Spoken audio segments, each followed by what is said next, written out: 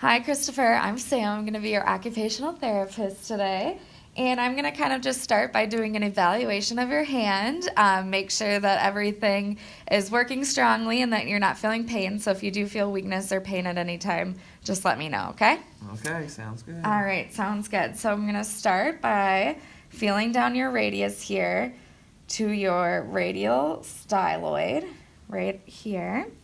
And then I'm just going to kind of move in towards the middle and find your Lister's tubercle right there.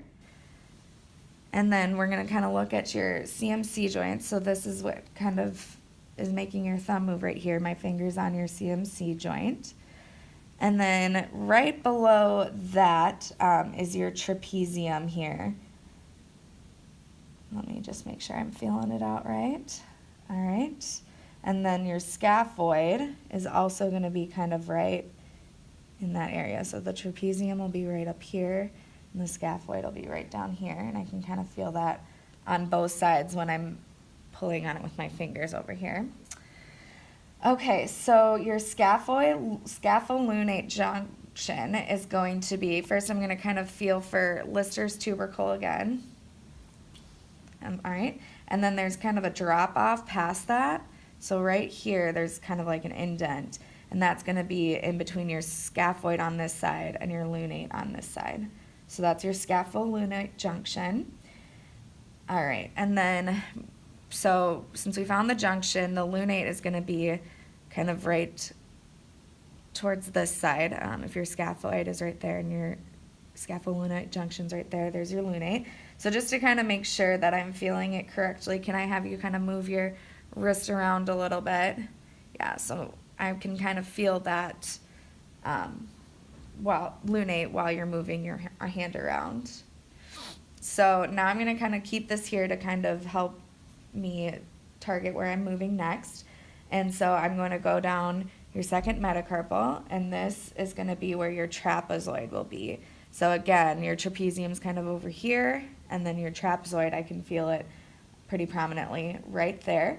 And that should be at the base of your index finger. So, and then the base of the third metacarpal here should be your capitate. And again, it's kind of above that lunate that I have my finger on down here.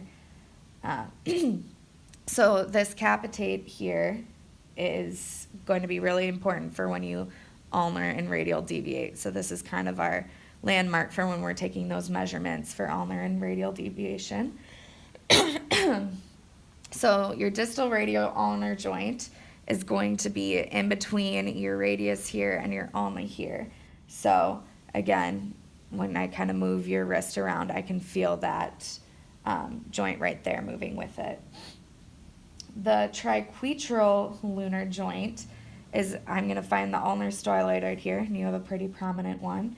And then it's going to be just a little bit past that.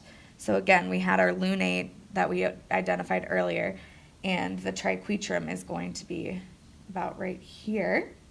And so that joint is in the middle there, is going to be your triquetral lunar joint. So your ulnar notch is a little bit, so we're going to look in between the ulnar styloid here and then your flexor carpi ulnaris. So it's kind of easier to see when you flex your wrist. So I'm going to add some resistance here, and I want you to kind of flex your arm against me. So your notch is going to be, you can kind of feel it right there, in between your ulnar styloid and your flexor carpi ulnaris, which I can feel right there. So then when you feel around in here, and again, I don't think you can see it in the video, but it's right under there. So now we are going to move kind of to this side and look at some of the similar bones. So first we're going to find your pisiform, which you can't really palpate on the other side of the hand, but it does feel like a little ball, and it's just past the ulna here. So when you kind of feel around, you can kind of feel this little ball here rolling around in there. There we go. All right, and so your hook of hamate is going to be a little bit past your pisiform and towards your third metacarpal. So your third metacarpal is right here. So, and this one kind of might hurt a little bit when I press on it. Are you feeling anything? I don't like that. Okay. Sorry, we'll kind of stop that one. All right. And so then just to kind of orient ourselves again. So again, this is the radius over here on this side. We were looking at it on the other side, but just the distal part of the radius, it doesn't have that styloid process that's as prominent like on the other side, the dorsal side, but again, that's like right up here. And then we're going to kind of feel the scaphoid on both sides. So again, we felt that over here on this side, and now kind of grabbing it over here on this side. And then there is a little tubercle. So while I'm pressing here, there is like a little tubercle there that we can kind of feel out when we rub a little bit. Again, I don't think it'll come up on the video, but you can feel it there. And then you actually feel it a little bit more when you radially deviate. So when you move your hand this way, yeah, I can feel that popping out. So that's your scaphoid tubercle. And then we're just going to look again at the CMC joint, but on this side. We looked at it on the other side. So when you can kind of feel it on both sides, and it's going to be kind of between that trapezium that we identified already and the metacarpal, so you can feel that joint there moving around. All right, so now we're going to move to the muscles. So I first just kind of want you to put your fingers like that. That really helps you find your palmaris longus there, and you can really see that sticking out. And then your flexor carpi radialis is, you can see pretty well here, it's radial to the palmaris longus, so you can also see that sticking out right there. And then we're going to do our flexor digitorum profundus. So to do this, I'm going to just kind of hold your hands like this, and I want you to bring your fingertips up towards you. Yep, and then I'm just going to add like a little bit of resistance just to make sure there's no weakness. So you can bring this one back up. Perfect. And this one. Beautiful. And this one. Perfect. And this one here. Awesome. And then so your flexor digitorum superficialis is going to be kind of in that same area, but I'm going to move my hands down here a little bit and then have you lift your fingers one at a time. And then I'm just going to kind of flick to see if that's working there. And then lift this one. Perfect. And this one. Perfect. And this one here. So some people actually don't have their flexor digitorum in this pinky finger. So with those kind of people, we want to try to move it into gravity eliminated and see if that helps out a little bit. And then, so I just don't think that you have that one. All right, so then our flexor carpi ulnaris, again, is going to kind of be on the ulnar side, and then we can really see it when I resist with flexion. So I want you to move your hand up like this, and then I'm going to kind of push against it. So you can see that flexor carpi ulnaris right there. And then now we're going to kind of move to your hypothenar eminence. So for your abductor digigi minimi, I want you to move this pinky out towards my hand here. Perfect. And then you can really feel that tendon working right there. And then for your flexor digiti minimi, if you kind of bring it up like this, and again, it's kind of hard to feel through or see it through your hypothenar eminence, but you can feel that tendon, and especially if I add resistance. I'm going to add a little bit of resistance here, working there. And then your ponens digiti minimi, I want you to bring your pinky and your thumb together. So again, kind of hard to see, but when I add a little bit of resistance here, you can really feel that tendon working. All right, so now we are going to look at the abductor pollicis longus and the extensor pollicis brevis. So these are going to be kind of to orient ourselves to find that anatomical snuff box here, because they're going to be a little bit radial and they're right next to each other. So I kind of want you to flex your thumb up like that. Yep. And then they're going to be right next to each other. So it kind of helps if you move your thumb around a little bit.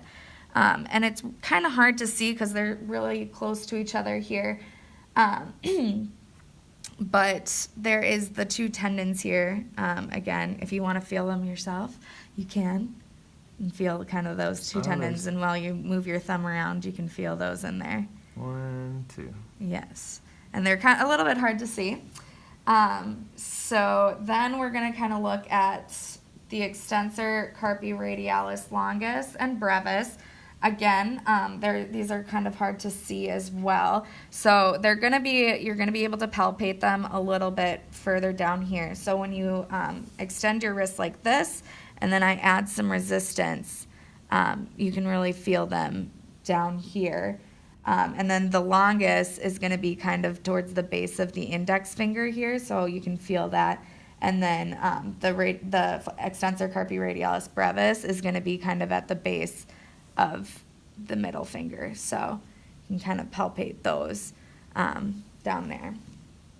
And then, so our extensor pollicis longus is pretty easy to see. If you extend your thumb up, this long tendon that goes down into the thumb is going to be the extensor pollicis longus. So this one's the one that you can kind of see, and then those abductor pollicis longus and extensor pollicis brevis are a little harder to see that we palpated earlier.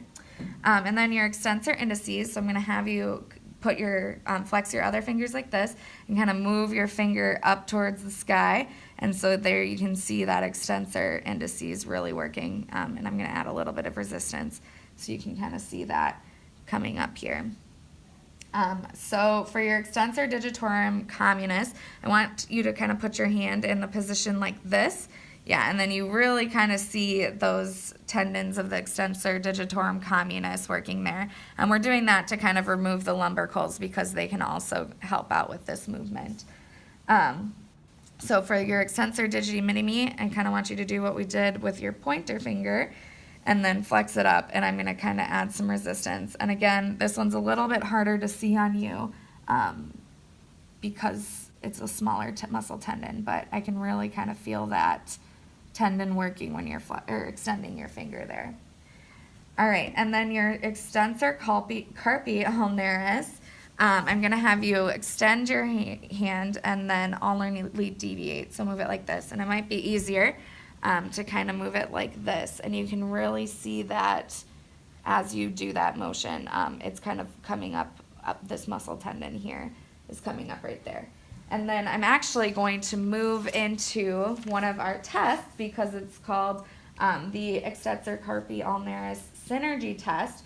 So again, we'll just do it on this hand since that's the one we're using, but I want you to kind of put your hand like this and face your palm towards you because we want it supinated, and then have your fingers apart, and then I'm going to add some resistance in between here. So I want you to kind of bring these fingers together, and then I'm going to add some resistance. So that's kind of making that tendon pop out again. And are you feeling any pain or anything like that with this? It's fine. Okay, perfect. So this is one of those tests that we can do to kind of test that extensor carpi ulnaris, and it really pops kind of when you do that.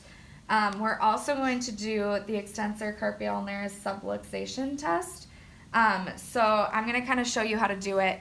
You're going to start with your hand in pronation and extension, and then with ulnar deviation, which means moving your hand this way, you're going to kind of scoop and bring your hand into flexion while supinating. So again, if you want to try that one more time and kind of do like that. So we're just kind of trying to see if this is like flicking out or anything when you're moving that hand there to see if there's a subluxation in that tendon. Are you feeling anything that doesn't feel right or uncomfortable or any popping or anything like that? No, it feels fine. Okay, sounds good. So that is the extensor carpi ulnaris subluxation test to kind of test the stability and if that tendon is flicking out of its groove.